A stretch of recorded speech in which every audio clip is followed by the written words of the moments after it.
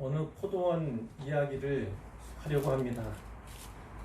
포도원의 주인인 농부가 포도원을 아주 정성껏 만들고 가꾸었습니다. 우선은 심이 기름진 산에다가, 심이 기름진 언덕에다가 포도원의 터를 잡았습니다.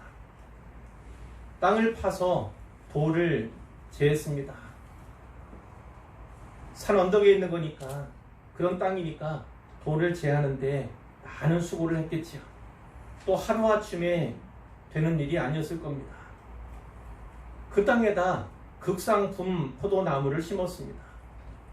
포도나무 가운데 최상의 품종, 가장 좋은 포도나무를 심었다는 것이죠. 거기에다가 망대를 세웠습니다. 원두막을 세웠다, 이렇게 이해하셔도 좋겠습니다. 더하여 울타리도 만들고 담도 만들었을 것입니다. 도둑이나 들짐승들로부터 보호하기 위해서죠. 포도원 안에 술틀도 팠습니다. 포도주를 짜는 틀을 말합니다.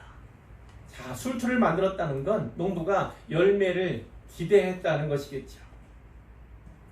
한 가지가 빠졌습니다. 아주 중요한 한 가지입니다. 농부는 아주 오랫동안 기다렸을 것입니다. 그리고 그 기다림의 시간들 속에서 매년 반복되는 일들을 했을 것입니다. 가지를 잘라주고 땅을 북돋아주고 날씨에 따라서는 때때로 물을 주기도 해야 했을 것입니다. 농부는 포도원을 만들고 포도나무를 가꾸는데 최선의 노력을 다한 것입니다. 더 이상 할 것이 없을 정도로요. 좋은 포도나무니까 좋은 포도 맺기를 농부가 바랐습니다. 극상품 포도나무를 심었으니까 농부가 당연히 좋은 포도를 원했겠지요. 몽글몽글 열매가 맺혀지기 시작할 때 농부의 기대는 더 커졌을 것입니다. 애지중지했겠지요. 포도주를 짜는 술틀을 다시 깨끗이 손보기도 했을 것입니다.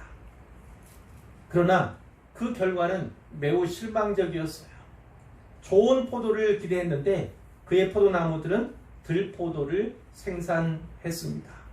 이 들포도는 야생포도입니다. 야생포도. 그러나 우리나라와는 달리 가나안 땅의 야생포도는요, 사람이 먹을 수 없을 정도예요. 알이 매우 작고 너무 시기 때문에 그렇습니다. 상품 가치로 치자면 그것은 팔 수도 없는 그 정도의 것입니다. 자, 이 들포도는 나쁜 열매를 말하는 거죠. 특별히 그 농부의 땀과 그 수고에 비하면, 오랜 기다림과 바람에 비교한다면 그것은 아주 나쁜 열매가 분명합니다. 농부는 실망하면서 탄식해요. 마을 사람들에게 하소연합니다. 내가 내 포도원을 위하여 행한 것 외에 무엇을 더 할 것이 있으랴.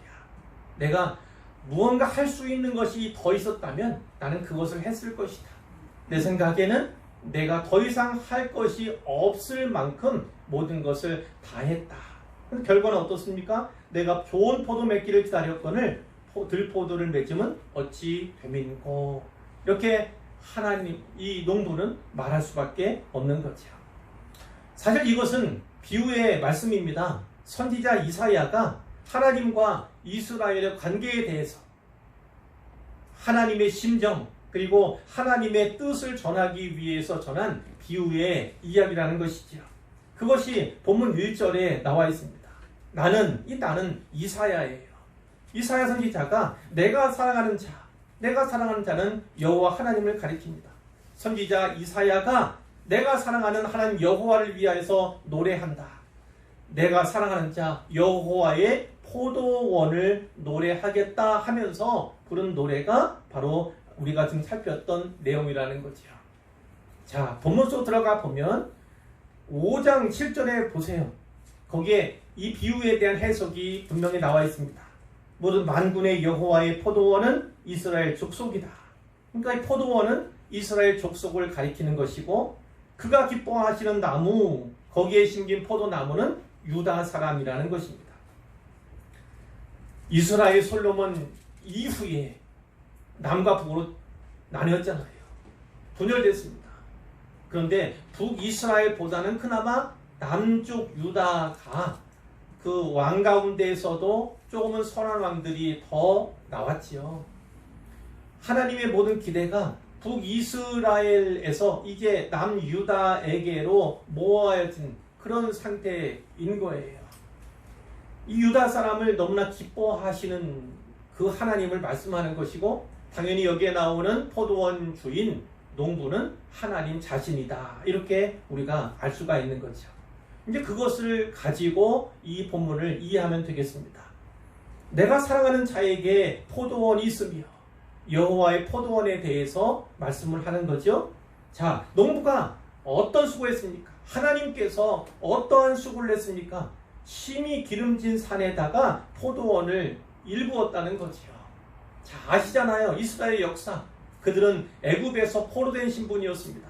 그들의 부르짖음과 울부짖음을 하나님께서 기억하시고 들으셨어요. 그들에게 다 가져서 그들에게 출애굽의 은혜를 베풀어 주었지 않습니까?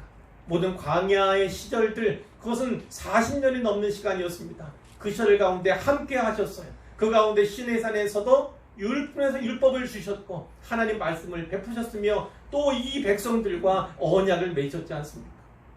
하나님의 선민으로서 언약, 그리고 오직 하나님 여호와만을 섬기겠다고 하는 그 언약을 맺었어요.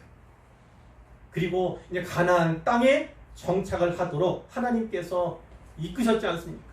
바로 이 포도원, 이 포도원은 이스라엘 족속을 말하는 것이고, 그들을 가나안이라고 하는 기름진 곳에서 젖과 꿀이 흐르는 그 곳에다가 심겼다, 이렇게 우리가 이해할 수가 있는 거지요. 하나님께서 땅을 파서 돌을 제했습니다. 그들의 마음에 있는 그 제할 것이 얼마나 많이 있습니까?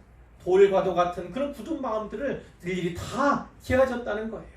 하나님께서 주시는 그 기적과 그 은혜로 말미암아서 그들의 마음을 부드럽게 하고자 힘이 애쓴 분이 우리 하나님이시죠. 그리고 극상품 포도나무를 심었도다, 이렇게 되어 있는데, 포도원 자체도 그러하지만 거기에 특별히 기대하는 나무들이 있었다는 거죠. 특히 유다라고 하는 좀 더 나은, 북이스라엘에 비하면 좀 더 낫다고 판단되는 그러한 이들에 대해서 더 큰 기대를 갖게 되었다는 거예요. 그들은 원래 종이었어요. 애굽은 세상을 상징합니다. 애굽 세상의 종들로 살았어요. 종으로서 살아왔기 때문에 그 종됨, 그런 의식이 그들을 지배했고 그들의 삶을 지배해왔습니다. 그들은 극상품이라고 할 수 없는 자들이었어요. 그러나 하나님께서는 그들에게 은혜를 주셔서 극상품으로 만들어 가셨다는 것입니다. 하나님과 언약을 맺었고 하나님의 율법을 받은 유일한 민족으로서 그들을 세웠기 때문에 하나님께서 그들을 극상품 포도나무로 인정하고 계신 거예요. 그들을 보호하기 위해서 망대를 세우셨습니다. 그리고 울타리도 담도 세워주셨어요. 뿐만 아니라 술틀을 팠지요. 무엇입니까? 그 이스라엘에게, 그 유다 자손에게 기대하시는 바가 있다는 거예요. 극상품 포도나무와 같은 너희니까 좋은 열매를 많이 맺었으면 좋겠다, 이런 소망을 하나님께서 갖게 되었다는 것입니다. 농부이신 하나님 자신은 이렇게 과손을 위해서, 그 포도나무를 위해서 더는 할 것이 없을 만큼 최선을 다했던 거예요. 그리고 오랫동안 기다려주셨습니다. 기다려주셨어요. 모나고 또 신경, 또 때로는 반역하고 패역하는 그런 모습이 있었지만 그럼에도 불구하고 기다려주셨어요. 기다려주셨습니다. 자, 좋은 포도 맺기를 원했는데 그 결과는 어떻습니까? 그 결과는 어떻습니까? 들포도가 맺혀졌다는 거예요. 하나님께서 이제 기대하시지 않고 바라지 않았던 그런 열매가 그들에게서 나왔다는 것이죠. 자, 좋은 포도란 어떤 것일까요? 오늘 성경 뒷부분에 나오는데 그 본문의 말씀들을 또 우리가 이게 비견해서 이야기한다면 하나님의 율법과 그분의 말씀을 순종하고 준행함으로써 정의와 공의가 가득 넘치는 하나님의 나라, 이 나라를 세워가는데 조력하고 힘을 다하는 그러한 백성이 되기를 하나님이 원하셨다는 것입니다. 그런 백성을 기대하셨다는 거예요. 그래서 이 이스라엘로 하여금, 특히 유다 자손으로 하여금 모델 국가를 세우고 모델 백성을 만들기 원하셨다는 거예요. 세계 열방이 그들을 닮고, 그래서 그들을 모델 삼고 본 삼아서 하나님의 나라 확장해 가는데 쓰임 받기를 하나님이 원하셨다는 거죠. 그러나 그와 같이 좋은 포도는 맺혀지지가 않았습니다. 들포도, 야생포도, 쓸모없고 씌어서 먹을 수도 없는 그런 포도를 맺혔다고 말씀하고 있는 겁니다. 3절에 보면요, 극도로 실망한 그 농부, 그 하나님이 청중들에게 자신과 포도원 사이에서 판단해 줄 것을 요청하고 있어요. 예루살렘 주민과 유다 사람들아, 구하노니 이제 나와 내 포도원 사이에서 사리를 판단하라, 이렇게 요청하고 있죠. 그러나 이것은 마을 사람들이 아니고 이 하나님의 말씀을 들어야만 하는, 이 비유의 말씀을 통해서 하나님의 뜻과 하나님의 마음을 깨닫고 또 알아야 하는 그런 자신들이 있는 것이죠. 내가 내 포도원을 위하여 행한 것 외에 무엇을 더할 것이 있으랴? 하나님께서는 그들에게 다시 말씀합니다. 내가 너에게 해준 것, 그 외에 다른 어떤 것이 있었다면, 무언가를 더 해야 한다면 내가 그것을 했어야 하고 말았을 것이다. 더 이상 너희들에게 해줄 것이 없을 만큼 나는 최선을 다했다, 이렇게 말씀을 하는 거지요.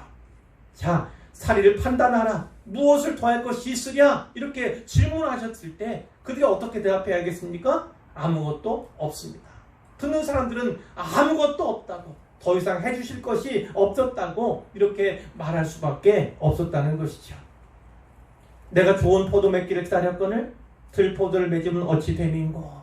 계속해서 그 하나님 말씀하세요. 편히 계세요. 왜냐하면 실망이 크고 그만큼 상처가 커요. 분노하리만큼 상처가 크죠. 그 농부는 이제 어떤 결정을 합니까? 하나님은 어떤 결정을 하실까요? 이제 내가 내 포도원에 어떻게 행할지를 너희에게 이루리라, 이겁니다. 열매를 보니까 나무가 잘못됐구나. 하나님이 아신 거예요. 예수님께서 복음서에서 말씀하지 않습니까? 나쁜 나무에서 좋은 열매 날 수가 없고, 또 반대로 좋은 나무에서 나쁜 열매가 맺혀질 리가 없다, 이렇게 하나님께서, 우리 주님의 인식이 그렇다는 것입니다. 우리 하나님도 아셨어요. 이런 들포도를 맺는 자들이라면 이것은 극상품 포도나무라고 할 수 없다, 하나님께서 이렇게 판단을 하신 거지요. 자, 그들을 버리기로 하십니다. 5절에 보면 내가 그 울타리를 걷어 먹힘을 당하게 하며 그 담을 헐어 짓밟히게 할 것이요, 이런 말씀이 있습니다. 울타리 그리고 담 다 헐고 걷어버리겠다는 겁니다. 그러면 어떻게 되겠습니까? 그러면 어떻게 되겠어요? 아무런 보호막도, 아무런 보호 장치도 다 없어지는 거죠. 약탈자와 또 들짐승들이 수시로 드나들고 그들에 의해서 이 포도원이 짓밟히게 되겠죠. 이 약탈자 혹은 들짐승들이 누구를 가리키는 것입니까? 유다가 외국 군대에 의해서 짓밟히게 될 것이다, 침략을 당하게 될 것이다, 이렇게 선지자가 예언하고 있는 부분입니다. 자, 6절에도 보면 내가 그것을 황폐하게 하겠다, 황폐하게, 다시는 가지를 잘라주지도 않겠고 북을 돋우지도 않겠다. 그럼 어떻게 됩니까? 그 포도원이라 할지라도, 잘 가꾼 포도원이라도 방치하면 황폐하게 될 수밖에 없는 거죠. 거기에서 찔레가 나고 가시가 날 수밖에 없어요. 자, 또 한 가지, 내가 또 구름에게 명하여 그 위에 비를 내리지 못하게 하리라, 이렇게 말씀합니다. 하나님께서는 그 곳에 비가 내리지 않도록 가뭄이 있도록 하시겠다, 이런 말씀을 하고 계신 거예요. 자, 우리가 잘 생각해야 합니다. 그러면 하나님께서 보시기에 좋은 포도가 아니라 들포도라고 여겨지는 그것들이 과연 무엇인가? 무엇에 대해서 하나님께서 이렇게 분노하고 진노하며 심판을 예고하고 계신가에 대해서 살펴볼 필요가 있죠. 그것이 5가지로 성경에 나와 있습니다. 자, 첫 번째 들포도, 물론 이 들포도는 죄에 대한 거예요. 첫 번째 죄, 이렇게도 말할 수가 있는데, 자, 8절에서 10절까지의 그 말씀이 나와요. 8절에서 10절까지에서 첫 번째 들포도에 대해서 무엇이라 말씀하시는가? 자, 보겠습니다. 가옥에 가옥을 이으며 집에 집을 이으며 전토에 전토를, 그러니까 논밭에 논밭을 더하여 빈틈이 없도록 하고, 이 땅 가운데에서 홀로 거주하려 하는 자들은 화 있을진저. 하나님께서 화를 선언하세요. 저주를 선언하신다는 거예요. 어떤 사람에 대해서요? 가옥에 가옥을 잇고 전토에 전토를 더해서 빈틈이 없도록 하는 자들에게, 그 땅 가운데서 홀로 거주하려고 하는 자에게 화가 있을 거라고 말씀하죠. 어떤 것이 연상이 되죠? 가온 집이에요. 집에 또 집을 이어 짓는 거예요. 지을 뿐만 아니라 이 옆에 집도 내 집, 그 옆에 집도 내 집, 이 개념을 생각하시면 됩니다. 이 전토, 또 전토 논밭에 또 전토를 두고 또 전토를 두는 거지. 빈틈이 없도록. 자, 이 지역의 땅은 다 내 거로 만들겠다. 이 지역에 있는 집들은 다 내 소유로 만들겠다고 하는 그런 모습을 우리가 볼 수가 있는 거예요. 그 가운데 물론 세를 줄 수 있고 또 임대할 수 있겠지만, 그러나 근본적으로는 자기 소유예요. 홀로 다 내 것이라고, 이곳은 내 왕국이라고 이렇게 여기는 사람들에게 하나님께서 이 화를 선언하고 계시다, 이렇게 볼 수가 있습니다. 특히 이스라엘은 하나님께서 가나안 땅을 주셨잖아요. 그 땅만큼은 하나님의 소유라고 율법에 정하고 있습니다. 그래서 매매할 수가 없어요. 분기수로 기업으로 받은 땅들을요, 매매할 수가 없어요. 기업으로 받은 땅은 팔아서는 안 되고, 뿐만 아니라 다른 기업 가진 사람들을 그 땅을 살 수도 없습니다. 물론 산다 할지라도 희년 제도를 두셔서 그 희년이 될 때 다시 돌려주도록 했던 것이 하나님의 율법의 내용이었죠. 그러니까 자기 마음대로 그 부동산에 대해서 재산권 행사를 할 수가 없는 것이 이스라엘이었다는 거예요. 자, 그런데 희년 제도가 무색할 만큼 그 희년 제도의 취지대로 그 제도가 이행되지 않고 있다는 거죠. 실천되지 않고 있었어요. 유명무실해졌다. 그것을 알 수가 있죠. 부라는 건 그것입니다. 물질이라는 건, 재물이라는 건 그겁니다.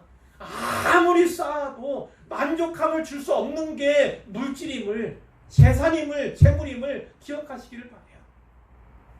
내가 집 한 채 사면 심 넓혀가기 원하고 또 한 채의 집을 갖기 원하는 것이 사람의 심리입니다. 그것으로 만족하면 자족하는 것이 되겠죠. 그러나 만족하지 않습니다. 만족할 수 없어요. 또 한 채의 집을 원하고 더 넓혀가기를 원하는 것이 사람의 본성이라니까요. 하나님 여호와께서 말씀합니다. 정령이 허다한 가옥이 황폐하리니 크고 아름다울지라도 거주할 자가 없을 것이다. 자, 무슨 말씀입니까? 네가 허다한 가옥을, 많은 전답을 소유한다 할지라도 그 모든 것들이 황폐해질 것이다. 그 집이 아무리 크고 아름다울지라도 거기에 거주할 자가 없을 것이다. 무엇을 말합니까? 하나님께서 그들에게 전쟁을 주실 거라는 거예요. 침략자가 와서 거주할 자가 없게 만들 거라고 이렇게 말씀하시는 겁니다. 전쟁에 대해 경고하는 거죠. 10절에도 열흘가리 포도원에 겨우 포도주 한 바트가 나겠고, 이런 표현이 있어요. 열흘가리 포도원이라는 건 뭐냐면 크고 넓은 포도원을 말하는 겁니다. 소 2마리가 열흘 동안 갈아야 하는 그러한 포도원이니까 얼마나 넓은 포도원이겠어요. 그 포도원에 겨우 포도주 한 바트가 나겠고, 자, 포도 생산해서 포도주를 또 짜지 않겠습니까? 그런데 포도주는 한 바트는 30리터라는 거예요. 그렇게 드넓은 포도원에서 생산되는 포도양이 매우 적을 것임을 분명히 말씀하죠. 한 호멜의 종자를 뿌려도 간신히 한 에바가 나리라, 이렇게도 말씀하십니다. 한 호멜의 종자라는 건요, 리터법으로 하면 210리터 정도 되는 거예요. 210리터. 결코 적은 양이 아니죠.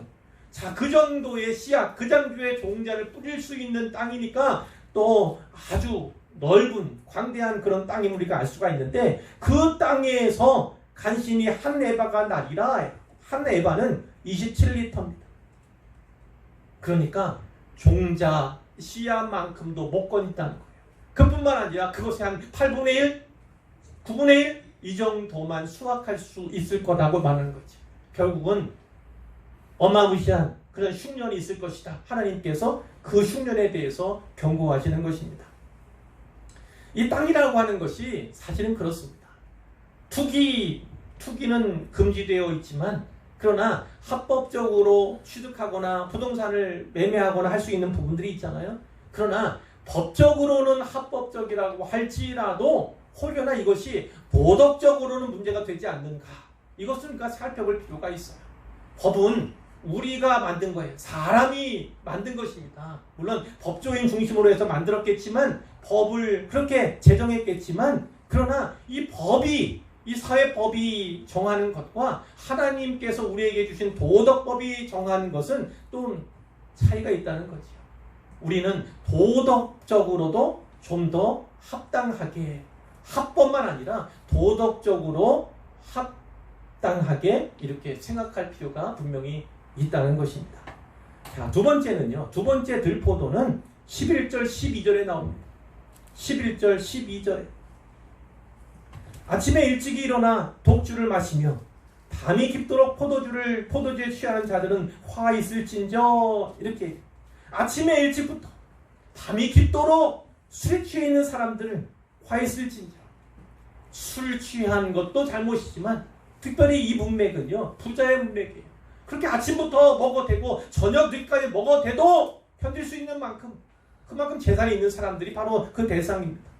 자, 독주도 있고 포도주도 있습니다. 포도주는 잘 아실 테고, 독주는 어떤 것이냐면 곡물을 원료로 한 술을 말하는 거예요.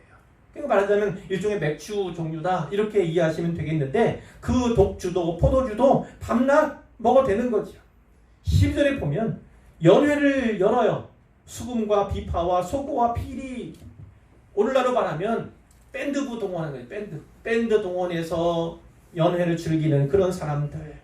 자, 그렇기는 하지만 여호와께서 행하시는 일에 관심을 두지 아니하며 그의 손으로 하신 일을 보지 못하는도다. 하나님께서 행하시는 일에는 전혀 무관심하고 그분께서 하시는 일에 대해서 전혀 보지도 못하는 그런 사람들에 대해서 우리 하나님께서 죄를, 이 심판을, 화를 선언하고 계시다, 이렇게 볼 수가 있어요. 제가 그것이 무엇입니다, 이것은 무엇입니다, 이렇게 특정하지 않겠어요. 여러분께 스스로 해석하시면 되겠습니다. 세 번째 들포도는 18절과 19절에 나옵니다. 18절과 19절에 거짓으로 끈을 삼아 죄악을 끌며 술의 줄로 함같이 죄악을 끄는 자요. 술에 대한 비유도 있지만 어찌되었든 거짓으로 끈을 삼아서 죄악을 끈다는 말씀이 있어요. 거짓으로 끈 삼아서 죄악을 계속 당기는 거예요.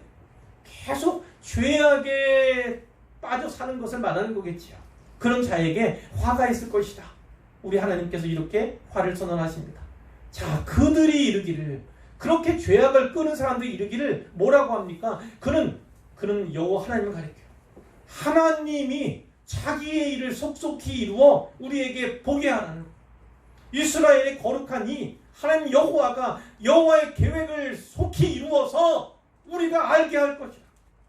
하나님, 당신이 하나님 일을 하시오, 계획한 대로 하시오, 이렇게 얘기하는 겁니다.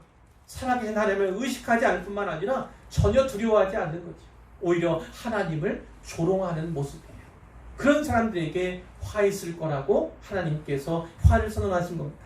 네 번째는 20절에서 21절에 있습니다. 20절, 21절에 네 번째 들포도가 나와요. 악을 선하다 하며 선을 악하다 하며. 선한 일은 권면해야 되는데 권면하는 것이 아니라 패하고, 또 악한 것은 패하도록 해야 하는데 오히려 권면해요. 선악이 분별되지 않는 그런 세상을 말하죠. 또한 흑암으로 광명 삼고 광명으로 흑암을 삼는 밤낮이 뒤바뀌었어요. 어두운 것이 또 어떤 것이 빛된 것인지 전혀 분간이 안 되는 세상이에요.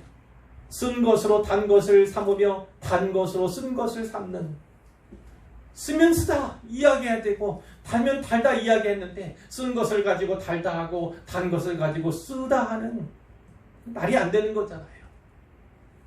그렇게 말하는 사람들은 화가 있을 것이다. 가치관이 완전히 붕괴된 상태예요.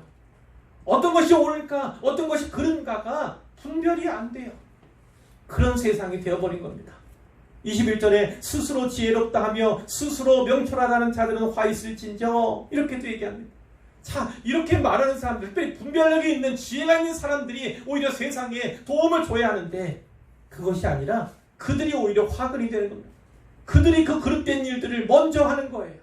그래서 스스로 지혜롭다 하고 스스로 명철하다는 자들, 그들에게 하나님께서 화를 선언하고 계신 것입니다. 오늘날 시대를 가리켜 포스트 모더니즘 시대다, 이렇게 이야기를 하죠. 모더니즘 시대의 그 다음에 등장한 시대가 포스트 모더니즘이에요. 이 포스트 모더니즘 시대는 특징이 있습니다. 다양성을 추구해요. 다양성을. 그래서 일부 긍정적인 면이 없잖아 있습니다.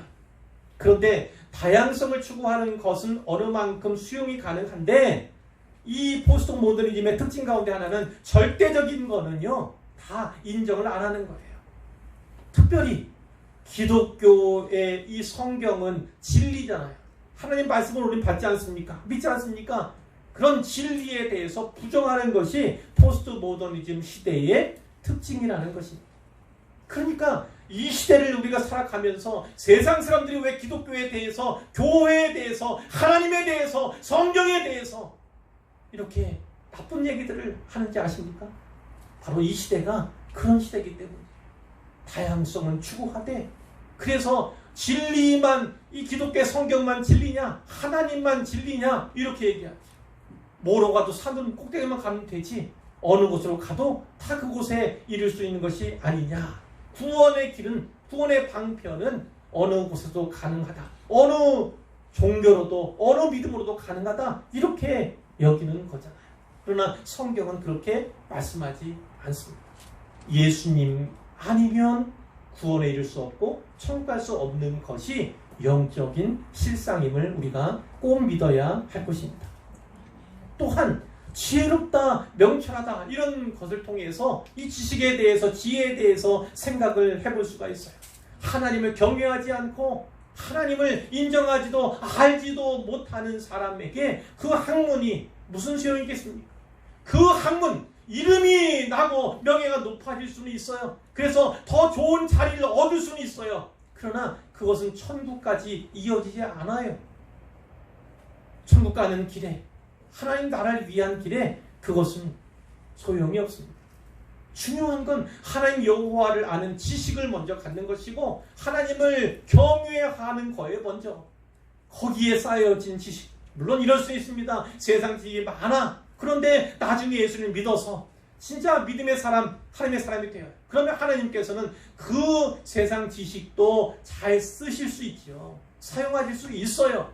그러나 어떻게 될지 모르잖아요. 인생이, 우리의 삶의 날들이 얼마나 길든지 혹은 짧을는지 우리는 알 수 없잖아요. 우리가 앞으로 무슨 일이 있을지, 어떻게 될지 어떻게 합니까? 그러니까 먼저 할 일이 하나님 여호와를 아는 지식을 갖고 하나님 여호와를 경외하는 삶을 살아야 한다는 거예요. 그것이 근본이어야 한다는 겁니다. 지식의 근본, 지혜의 근본, 학문의 근본, 공부의 근본이 다 여호와와 관련이 있다.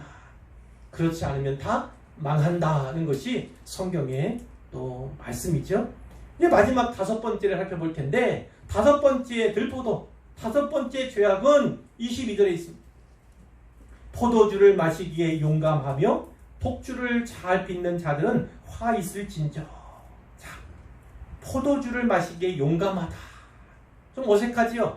자, 말술을 하고도 난 끄떡없어, 이렇게 자신하는 사람들이 밤낮 먹어대도 난 끄떡없어. 사실은 한 번에 갈 수 있습니다. 그거는 모르지요. 자, 또 그뿐만 아니라 독주를 잘 빚는 사람들, 그래서 사람들로 하면 술 마시는 사회를 만들어가는 그런 사람들도 또 생각해 볼 수가 있고요. 23절에 연관이 있습니다. 그들은 뇌물로 말미암아 악인을 의롭다 하고 의인에게서 그 공의를 빼앗는도다. 이 말씀이에요. 술 취하는 사람들, 그런 부자들이 결국은 지도총으로서 혹은 재판장으로서 기능을 하는데 뇌물 받고 악을 선이라고 선을 악이라고 이렇게 거짓되게 포장한다는 것입니다.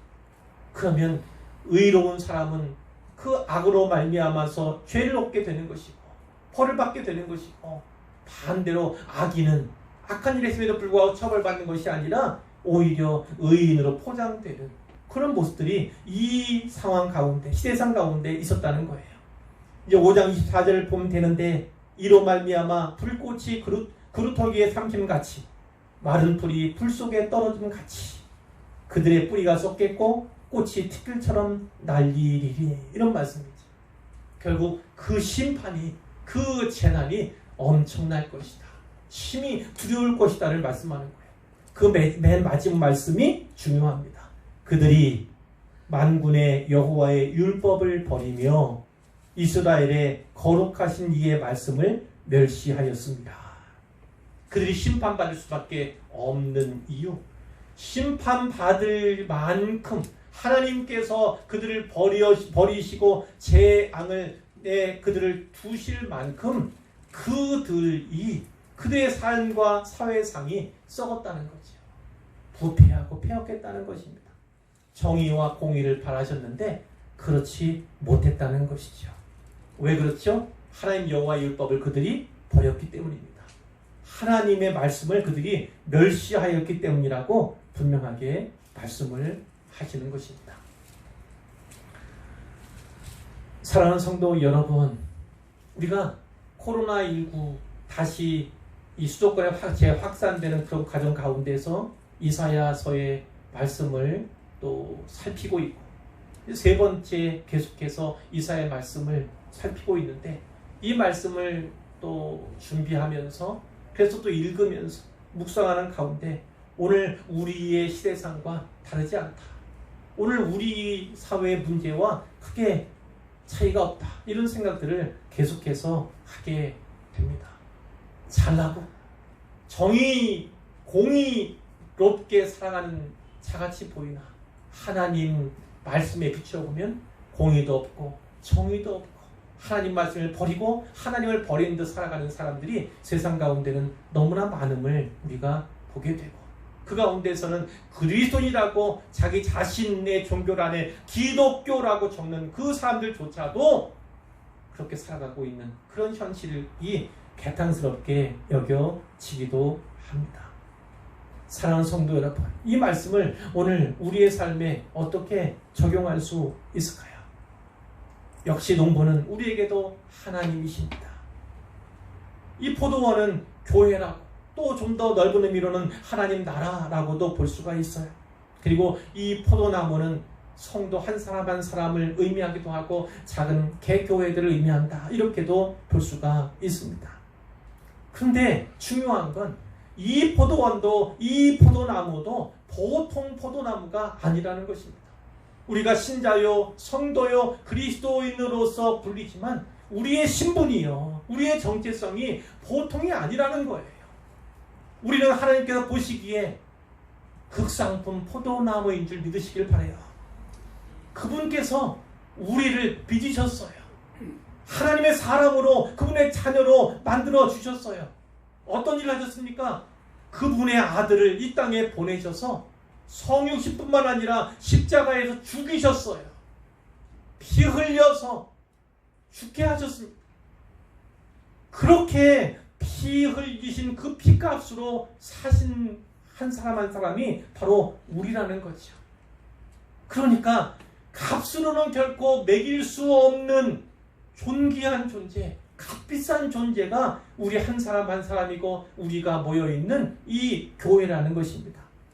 하나님께서는 그래서 우리 극상품 포도나무인 우리들에게 열매를 원하신다는 겁니다. 당연히 좋은 열매가 맺히기를 원하시는 거지요. 교회라면 교회가 해야 할 좋은 열매들을 많이 맺기를 하나님께서 원하시는 것입니다. 그러나 우리가 하나님께서 기뻐하실 만한 그러한 포도나무, 그런 열매 맺고 있는지, 그런 좋은 열매를 맺고 있는지는 살펴볼 필요가 있지요.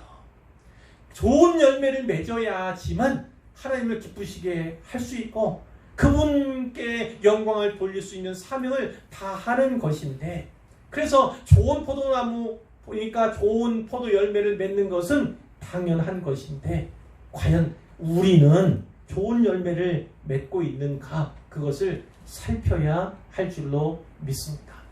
우리 주님께서는 말씀하셨죠. 나무는 그 열매로서 판단한다. 그 열매를 보면 나무가 어떤 나무인지 알게 된다고. 좋은 열매가 나타났다면 그러면 좋은 나무인 것이고, 나쁜 열매가 나왔다면 좋은 나무가 아닌 것입니다. 그것을 우리 주님께서 분명히 말씀하셨어요. 뿐만 아니라 더 나아가서, 한 번 더 나아가서 좋은 열매를 맺지 아니하는 나무는 잘라버리겠다고, 불에 태워버리겠다고도 이렇게 말씀하셨습니다. 중요한 건 이겁니다. 말씀의 열매에 대한 말씀은 나중에 또 살펴보겠지만, 우리는 이미 하나님께 기뻐하시는 좋은 열매가 무엇인지 잘 압니다. 다 아시지요? 성령의 열매, 평강의 열매, 많은 열매들이 있지만, 여기 계신 모든 분들 하나님께서 기뻐하시고 하나님이 바라시고 기다리시는 그 열매가 무엇인지 잘 아십니다. 아시지요?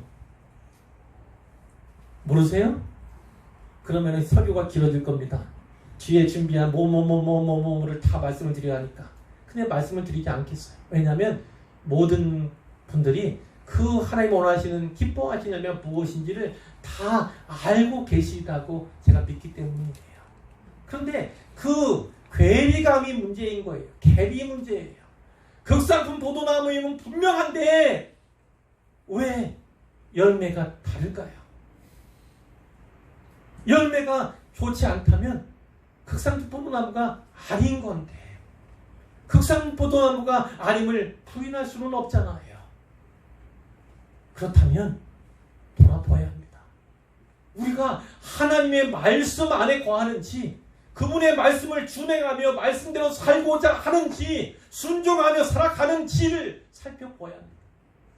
그러면 열매가 바뀌게 될 것이고, 그런 열매들이 많이 배출되면 결국 사회는 공의와 정의의 사회로 바뀌어갈 것이기 때문입니다. 중요한 건 하나님 말씀으로 다시 돌아가고 그 말씀을 지켜 행하는 것이 필요하다는 것이지요. 많은 열매를 맺는 게 좋습니다만 꼭 그렇지는 않습니다. 많은 열매를 맺더라도 그 열매가 나쁜 열매고 하나님께서 바라시고 기대하시던 그 열매가 아니라면 아무 소용없어요. 한가득, 아니 수많은 광두리의 열매를 딴다 할지라도, 맺는다 할지라도 하나님이 기뻐하시는 열매가 아니면 아무 소용없어요. 오히려 그 열매 때문에 하나님의 진노의 심판의 대상이 된다는 것을 꼭 기억하셔야 합니다. 좋은 열매를 많이 맺는 것이 중요합니다. 그리고 좋은 열매를 맺으려면 오늘 우리가 잠시 후에 부를 그 찬양처럼요, 우리와 같은 또 하나의 열매를 맺는 거예요. 내가 하나님의 사람으로서, 자녀로서 신실한 그리스도인으로 살았다면 또 하나의 열매를, 나와 또 하나의 똑같은 또 하나의 열매를 맺는 것, 그것이 중요하다는 말씀입니다. 또 하나의 열매로부터 시작해서 하나님께서 기뻐하시는 많은 열매를 맺으시기를 우리 주님의 이름으로 축복합니다. 네.